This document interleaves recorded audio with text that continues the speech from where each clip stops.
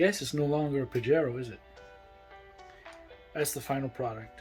I drove it a little bit last weekend, and it drives pretty nice. I'm quite surprised. Even with the small tires, it went everywhere that the this guy here went, which is the Phoenix, and no issues really. The cheap axles did well. The Rhino ESC was perfect.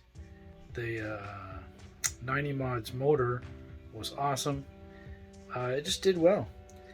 I haven't had time to film it yet, but I'm going to be filming it hopefully this weekend, maybe, if the weather permits, obviously. So that's pretty much it for the Pajero build. No longer Pajero, but what can you do? It wasn't performing the way I wanted it to, so now it's a Nissan. So that's that. Except for a running video, that'll be it for pretty much this build. And we can move on to something else.